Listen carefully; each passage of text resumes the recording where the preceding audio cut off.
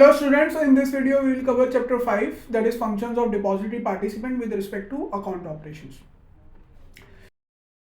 So सबसे पहले है introduction to basic services demat account. तो देखिए ये बेसिक डीमेट अकाउंट्स होते हैं जो फाइनेंशियल इंक्लूजन स्कीम के थ्रू ओपन किए जाते हैं।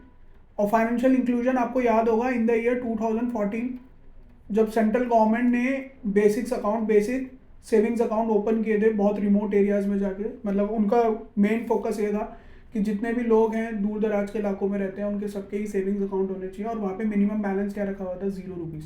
ऐसे ही यहाँ पे बेसिक सर्विसेज डीमेट अकाउंट भी ओपन होते हैं। और इन डीमेट अकाउंट के क्या फीचर्स होते हैं कि यहाँ पे एनुअल मेंटेनेंस चार्ज आपको नहीं देना पड़ता है। यानी आप फ्री में डीमेट अकाउंट खुलवाइए और इसको आप पूरी ज़िंदगी रख सकते हैं और आपको उसमें कोई एनुअल चार्ज नहीं देना पड़ेगा। तो क्या कह रहे हैं, with a view to achieve wider financial inclusion, मतलब ज़्यादा से ज़्यादा लोगों को वित्तीय संस्थानों से जोड़ने का जो एक पूरी मुहिम है उसको हम फाइनेंशियल इंक्लूजन बोलते हैं। तो encourage holdings of demat account and to reduce the cost of maintaining the securities in demat account. देखिए यहाँ पे कॉस्ट क्या आती है, एक तो डीमेट के चार्जेस होते हैं, एक तो सबसे बड़ा जो कॉस्ट है वो है डीमेट चार्जेस और प्लस एनुअल मेंटेनेंस चार्ज भी है जिसको हम एएमसी भी बोलते हैं। तो एएमसी वेव ऑफ हो गई थी और डीमेट चार्जेस को घटाया गया था और कम किया गया फॉर रिटेल इंडिविजुअल इन्वेस्टर। तो as per the SEBI retail individual investor वो होते हैं जो 2 लाख रुपए से कम की सिक्योरिटीज को होल्ड करते हैं या फिर 2 लाख रुपए से कम के शेयर्स को होल्ड करते हैं। ठीक है, are required to make available through a basic services demat account with limited services.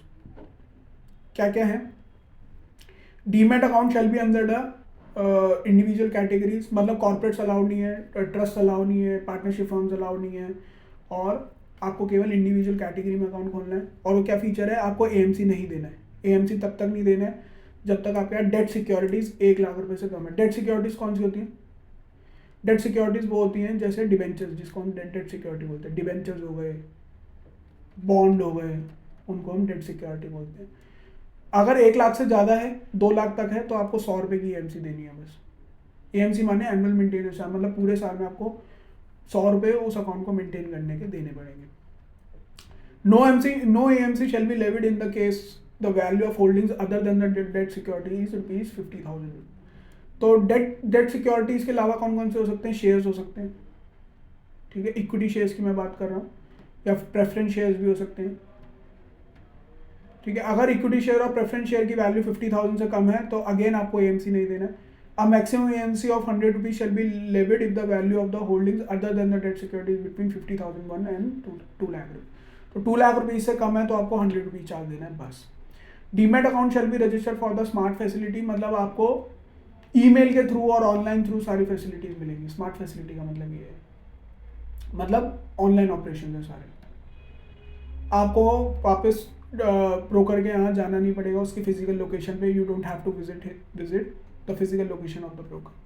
Then one demat account of the first holder across the depository where the verified PAN of the first holder is available. This criteria has not been applied in the case of PAN exempt entities. तो PAN exempt entities कौन सी होती है, I don't remember कि ऐसी भी कोई entity होगी जहाँ पे PAN के लिए exemption होगा। तो PAN exempt entities नहीं है। Services offered to basic services demat account holders are transaction statement, ये आपके ईमेल आईडी पे आता है। जो भी ट्रांजेक्शन करोगे आपको उसी दिन सेम डे आपको ईमेल पे सारा ट्रांजैक्शन का ब्यौरा आ जाएगा जिसको हम कॉन्ट्रैक्ट नोट भी बोलते हैं। तो कॉन्ट्रैक्ट नोट के अंदर सब कुछ आता है। होल्डिंग स्टेटमेंट ये भी आपको मिल जाएगी, जैसे ही आप अपना अकाउंट लॉगिन करते हैं वहाँ पे होल्डिंग स्टेटमेंट का एक फीचर भी होता है, आप वहाँ पे भी जाके देख सकते हैं। चार्जेस भी आपको पता चल जाते हैं। SMS अलर्ट फैसिलिटी, इसके लिए आप ऑटोमेटिकली सब्सक्राइब होते हो। NSC से भी आता है आपको, BSC से भी आता है और आपको ब्रोकर के थ्रू भी आता है। तो ये हर जगह से आता है। देन डिलीवरी इंस्ट्रक्शन स्लिप, ये एक तरीके का चेक ही होता है, काइंड ऑफ अ चेक, लेकिन इंस्टेड ऑफ ट्रांसफरिंग फंड्स इससे क्या ट्रांसफर होता है,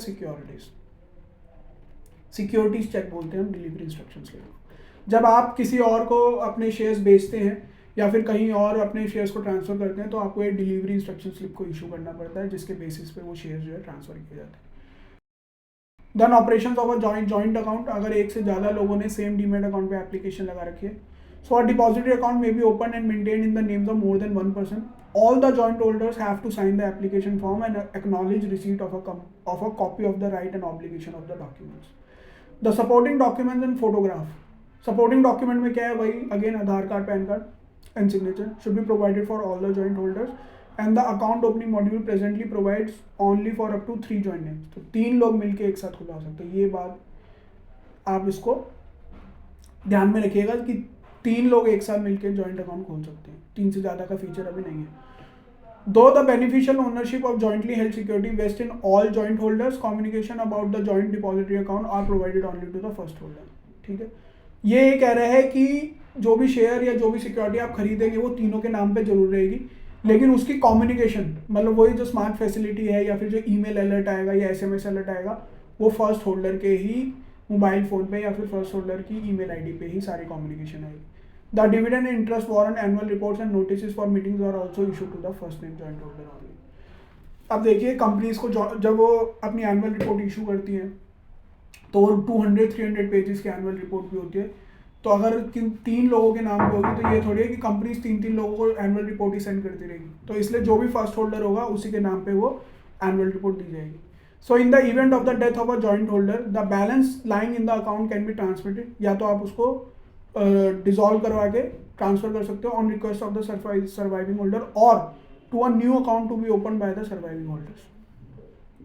ठीक है, तो मान के चलिए पहले 3 थे, एक की डेथ हो गई तो अब 2 बचे, तो 2 लोग नया अकाउंट खुलवा के वहां पे सारा अपना जितना भी बैलेंस बचा है सिक्योरिटी बैलेंस जो है उसको ट्रांसफर करा सकते हैं। फिर opening of a depository account in joint names with an individual and a corporate. तो ऐसे भी केसेस हो सकते हैं जहाँ पे आपको बॉडी कॉर्पोरेट के साथ जॉइंट नेम में एक इंडिविजुअल को अकाउंट ओपन कराना पड़े। मान के चलिए मिस्टर ए हो सकता है प्लस XYZ लिमिटेड हो सकता है। XYZ लिमिटेड एक कंपनी हो गई और मिस्टर ए उस कंपनी के मेंबर भी हो सकते हैं, डायरेक्टर भी हो सकते हैं, प्रमोटर भी हो सकते हैं, कोई भी हो सकता है। और ये फीचर किस में डिफाइन है? Section 187 of the companies act 2013 requires companies to hold all investment made और held by it in any property security और other assets in its own name.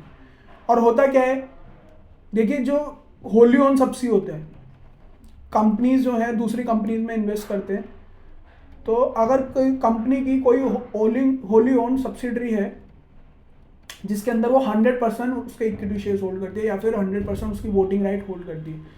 मान के चलिए हमारे एग्जांपल में XYZ लिमिटेड जो है holds 100% share of ABC limited, तो 100% मालिकाना हक XYZ लिमिटेड के पास है ABC लिमिटेड का। लेकिन कंपनीज एक्ट क्या कहता है कि फिर भी एक जो अनलिस्टेड कंपनी होती है उसके अंदर मिनिमम 3 शेयर होल्डर्स होने चाहिए,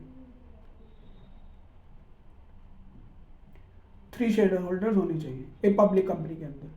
लेकिन XYZ ने खुद ही 100% इसका बाय कर रखा है, तो वो क्या करता है, वो नॉमिनी कैटेगरी के अंदर 2 और नेम्स को प्रपोज कर देता है। और ये जो 2 नेम्स होते हैं वो डायरेक्टर ही होते हैं कंपनी के, डायरेक्टर कह लीजिए या प्रमोटर कह लीजिए। ठीक है, तो इसलिए क्या होता है, opening of depository account in joint name with an individual. अब यहाँ पे 2 तो हो गए इंडिविजुअल और एक हो गया बॉडी कॉर्पोरेट। ठीक है, अब इसको पढ़ लेते हैं। However, the provision to subsection 1 grants exemption to holding companies in case of holding shares of its subsidiary company. ठीक है, होल्डिंग कंपनीज वो होती हैं जो छोटी कंपनियों की मालिक होती हैं या फिर सब्सिडरी कंपनीज की उसकी इक्विटी शेयर्स को होल्ड करती है। The exemption allows holding companies to appoint nominees. मैंने आपको क्या बताया था, नॉमिनी अपॉइंट करती है। क्यों? क्योंकि minimum number of share holder भी मेंटेन करने होते हैं for itself to hold shares in the subsidiary या फिर होली ऑन सब्सिडी के केस में in order to meet the statutory minimum limit of members in a company। और प्राइवेट लिमिटेड में मिनिमम नंबर कितने होते हैं? मिनिमम मेंबर 2 होते हैं। पब्लिक लिमिटेड में मिनिमम नंबर 3 होते हैं। लिस्टेड कंपनीज में मिनिमम मेंबर कितने होते हैं? 7। तो ये सारा इनको मान के चलना पड़ता है। तो 7, अब पब्लिक अगर लिस्टेड कंपनी है, पब्लिक कंपनी है, तो वहाँ पे उसको 6 और मेंबर्स को नॉमिनी बनाना पड़ेगा। ठीक है, अब देखिए share certificate in such cases are usually issued in the name of the registered holder but the name of the holding company is also mention along with the name of the nominee. ठीक है, तो nominee का नाम लिखा जाएगा, जैसे मान के चलिएगा लिखा जाएगा मिस्टर ए। अब यहाँ पे लिखा जाएगा nomination category nominee of XYZ limited. ठीक है, इस तरीके से फिर शेयर सर्टिफिकेट पे लिखा जाएगा। Then internet based depository operations of NSDL। मैंने आपको बताया था आज की तारीख में physical handling of financial transactions खत्म हो चुका है। फिजिकली कुछ भी नहीं होता आज की तारीख में सिक्योरिटीज मार्केट में। तो यहाँ पे भी NSDL भी जो है सारे फीचर्स या जो भी फैसिलिटी देती है वो ऑनलाइन मोड पे ही देती है। अब ये क्या कह रहा है, internet based demat account statement is the facility of viewing balances and transaction in the demat account updated on an online basis with a delay of maximum 30 minutes. ठीक है, तो आप क्या कर सकते हो, जस्ट अ सिंगल क्लिक और आप अपना पूरे डीपी का बैलेंस देख सकते हो, डिपॉजिटरी का बैलेंस देख सकते हो, कौन कौन से शेयर्स आप होल्ड करते हो विद लाइव प्राइस आप सब कुछ देख सकते हो। The facility is available to the users of SpeedE and clearing members who have subscribed to internet-based account statement and to those clients whose DP are registered with। आज की तारीख में सारे ब्रोकर्स ही ये फीचर्स के साथ रजिस्टर्ड हैं depository में। कोई भी ब्रोकर ऐसा नहीं है जहां ऑनलाइन फैसिलिटी नहीं देता हो। आप रियल टाइम बेसिस पे आप अपनी सारी होल्डिंग्स को ट्रैक कर सकते हो, कोई भी। और स्पीडी भी एक इनका फीचर है, और स्पीडी के थ्रू ही ये सारी सर्विसेज को वो प्रोवाइड कराते हैं। तो स्पीडी किसका फीचर है, NSDL का। बस इसको एग्जाम पॉइंट ऑफ व्यू से क्या इंपॉर्टेंट है, स्पीडी एक ऐसा फीचर है या ऐसा पोर्टल है NSDL का जिससे वो internet based demat account statement की फैसिलिटी को प्रोवाइड कराता है। ठीक है, थ्रू स्पीडी। वेबसाइट भी दी हुई है eservices.nsdl.com। Speedy is available only to those DPs who have subscribed to it and user signs an agreement with the DP। ठीक है, और आज की तारीख में सबने स्पीडी के साथ अपना वो किया हुआ है। Then internet based depository operation of CDSL। दो डिपॉजिटरी हैं, तो NSDL का हमने डिस्कस कर लिया, तो CDSL का भी सेम ही चलता है। तो CDSL also offers its demat account holders with 2 internet based facility, electronic access to securities information easy. एक तो ये है, तो NSDL का है स्पीडी और इनका क्या है easy, electronic access to securities information easy, where beneficial owner can view the demat account holdings, download the demat transaction statement and electronic access to securities information and execution of secure transaction easiest। एक ये भी है execution of secure transaction which permits beneficial owners and clearing members to submit debit and credit transaction instructions to effect off market, on market, interdepository and early paying of transaction। अब देखिए ये जो easiest है ये उन transactions के लिए है जो डायरेक्ट बाइंग एंड सेलिंग से रिलेटेड नहीं है। यहाँ पे buying and selling of shares cover नहीं है, ये अदर ट्रांजैक्शंस हैं। Easiest is for other transaction. और उन अदर ट्रांजैक्शन में क्या है, जैसे आपको प्लेज की एप्लीकेशन डालनी है, ये प्लेज इंफॉर्मेशन है, प्लेज एंड प्लेज। ठीक है, आप क्या है ऑफ मार्केट अगर आप कोई ट्रांजैक्शन कर रहे हो, ऑफ मार्केट का मतलब क्या है, जो एक्सचेंज पे नहीं करी है। मान के चलिए हमने कोई एग्रीमेंट करा और इस एग्रीमेंट के थ्रू मिस्टर ए ने मिस्टर बी को अपनी सारी शेयर होल्डिंग भेज दी, तो ये ऑफ मार्केट हो गई, जो स्टॉक एक्सचेंज के थ्रू नहीं हो रही है।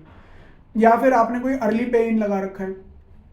अर्ली पे इन मतलब T+2 डेज की जो सेटलमेंट होती है उससे पहले अगर आप कुछ चीज़ सेटल करना चाह रहे हो, इंपॉर्टेंट है कुछ। या फिर इंटर डिपॉजिटरी ट्रांसफर है, मतलब NSDL से CDL की तरफ ट्रांसफर है। तो कुल मिला के बात यह है कि जो मेन ट्रांजेक्शन होती है बाइंग और सेलिंग, उसको छोड़ के अगर कोई और कोई ट्रांजैक्शन है, सेकेंडरी ट्रांजैक्शन है, तो उसका पोर्टल कौन सा है, ईजीएस्ट।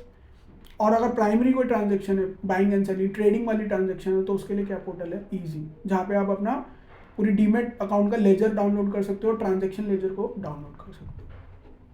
ठीक है, so that's it from this chapter and we'll meet in the next video with new chapter. That's it for today's class. We'll discuss the new topic in next video.